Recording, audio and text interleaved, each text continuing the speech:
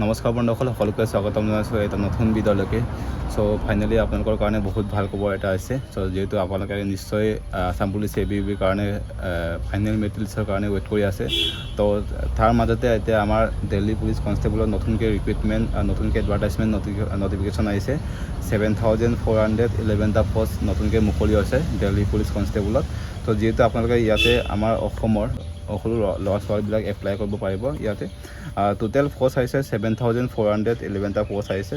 ইয়াতে constable executive male female vacancy total 7,411টা post আহিছে।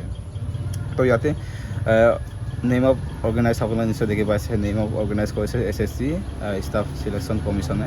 আৰু ইয়াতে লাষ্ট ডেট দিয়া আছে যে 1 অক্টোবৰ 2025 লাষ্ট ডেট আছে। টোটেল ভেকেঞ্চি 7,411টা পষ্ট আছে। আৰু ইয়াতে আপোনালোকে অনলাইন যোগেদি এপ্লাই কৰিব পাৰিব। আৰু ইয়াতে চেণ্ট্ৰেল গভৰ্ণমেণ্ট জব হ'ব, মানে আপোনালোকৰ SSC যেনেকুৱা ধৰণৰ তেনেকুৱা ধৰণৰ আপোনালোকৰ এক্সাম পতা হ'ব ইয়াতে। আৰু ইয়াতে অল ইণ্ডিয়া মেল ফিমেল বা সকলো আমাৰ ভাৰতৰ সকলো ৰাজ্যৰ সকলো ল'ৰা ছোৱালীয়ে এপ্লাই কৰিব পাৰিব। আৰু ইয়াতে নেক্সট হিচাপত আপোনালোকে নিশ্চয় দেখি পাইছে ইয়াতে কোনটো কেটেগৰীত কিমান পষ্ট খালী হৈছে এতিয়ালৈকে মেনশ্যন কৰা নাই, কিন্তু টোটেল মেনশ্যন কৰিছে যে টোটেল পষ্টটো 7,411টা পষ্ট খালী হৈছে বুলি।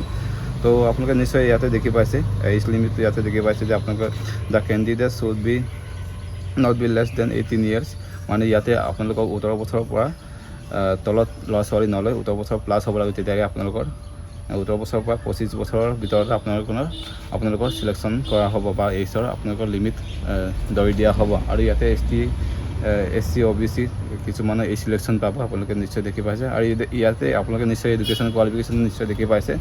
এডুকেশ্যন কোৱালিফিকেশ্যন আপোনালোকে 10+2 আপোনালোকে হায়াৰ ছেকেণ্ডাৰী পাছ কৰিব লাগিব। আৰু মেল ফিমেল দুনো আপোনালোকে পাছ কৰিব লাগিব। 12 পাছ কৰিলে আপোনালোকে এইটো পষ্টত এপ্লাই কৰিব পাৰিব। আৰু ইয়াতে আপোনালোকে দেখি পাইছে ইয়াতে এপ্লাই কৰোঁতে কেইটকামান ফিজ দিব লাগিব। জেনেৰেল OBC EWS তেওঁলোকক 100 টকা পে' কৰিব লাগিব, তেতিয়া অনলাইন এপ্লাই হ'ব। আৰু ST SC কোনো ধৰণৰ পে' কৰিব নালাগে, আপোনালোকে নিশ্চয় দেখি পাইছে। আৰু এই চিলেকশ্যন প্ৰচেছটো আপোনালোকৰ কম্পিউটাৰ যেনেকৈ SSC লেভেলত যেনেকৈ এক্সাম হয়, প্ৰথমতে এক্সাম হয়, তাৰপাছত মেডিকেল হয়, তাৰপাছত আপোনালোকৰ ফিজিকেল হয়, তেনেকুৱা ধৰণৰ চিলেকশ্যন কৰা হ'ব আপোনালোকৰ গোটেইখিনি। আৰু ইয়াতে আপোনালোকৰ এক্সামত যোনটো আপোনালোকৰ ছাবজেক্ট আহিব, যোনটো ইয়াতে আপোনালোকৰ জেনেৰেল নলেজ আহিব, আৰু ৰিজনিং আহিব, কাৰেণ্ট এফেয়াৰ আহিব, নাম্বাৰটিকেল এবিলিটি আহিব, আৰু কম্পিউটাৰৰ কিছুমান এক্সেল ৱৰ্ড মানে এনেকুৱাবিলাক আহিব। তো আপোনালোকে নিশ্চয় দেখি পাইছে। আৰু ইয়াতে দিল্লী পুলিচ কনষ্টেবলৰ PhD মানে আপোনালোকৰ যেতিয়া ফিজিকেল ষ্টেণ্ডাৰ্ড টেষ্ট হ'ব তেতিয়ালৈকে আপোনালোকৰ হাইটটো ল'ৰা লাগিব 170 চেণ্টিমিটাৰ, ইলেক্সৰ এজ পাৰ ৰুল। মানে ইয়াতে মানে কিছুমানৰ ST OBC কিছুমানৰ মানে এই চিলেকশ্যন দিব, মানে অকণমান হাইটটো কমাই দিয়া হ'ব, মানে ধৰা হওক আমাৰ ST হ'লে 162 হ'লে জুৰি যায়, ঠিক তেনেকুৱা ধৰণৰ ইয়াতে দিয়া হ'ব। আৰু ফিমেল হ'লে 157 ইলেক্সৰ এজ পাৰ ৰুল, মানে ইয়াত যিমানখিনি SSC লেভেলৰ যোনখিনি আপোনালোকৰ বেলেগ কাষ্টৰ বেলেগ হাইটটো বেলেগ লয়, আপোনালোকে নিশ্চয় দেখি পাইছে। এইবিলাক নিশ্চয় আপোনালোকে গম পায়। আৰু ইয়াতে কিছুমান ৰুল এটা বান্ধি দিছে যে সিহঁতৰ ফালৰ পৰা দিল্লী পুলিচ কনষ্টেবল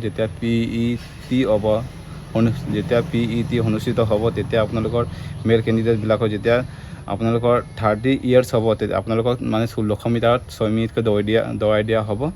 আৰু লং জাম্প আপোনালোকৰ 14 ফুট হ'ব, আৰু হাই জাম্প 3.9 ফুট হ'ব। আৰু ইয়াতে আৰু এবভ 30 to 40 years হয় তেওঁলোকক মানে 1600 মিটাৰ 7 মিনিট দিয়া হ'ব। আৰু লং জাম্প দিয়া হ'ব 13 ফুট, আৰু হাই জাম্প দিয়া হ'ব 3.6 ফুট দিয়া হ'ব। আৰু ইয়াতে 40 এবভখিনি 8 মিনিট 1600 মিটাৰটো দিব, আৰু লং জাম্পটো আপোনালোকৰ 12 ফুট দিব, আৰু হাই জাম্পটো আপোনাক 3 ফুট দিয়া হ'ব আপোনালোকৰ হাই জাম্প। ইয়াতে ফিমেল কেণ্ডিডেটৰ আছে, আপোনালোকৰ নিশ্চয় দেখি পাইছে এইজটো আপোনালোকৰ 30 to up to 30 আপোনালোকৰ 1600 মিটাৰ হ'ব, 8 মিনিট দিয়া হ'ব। আৰু যেতিয়া আপোনালোকৰ লং জাম্প হ'ব আপোনালোকৰ 10 ফুট হ'ব, আপোনাৰ হাই জাম্প হ'ব 3.9 ফুট হ'ব আপোনালোকৰ। তাৰপাছত এবভ 30 to 40 হয় আপোনালোকৰ, তেতিয়া 9 মিনিট দিয়া হ'ব।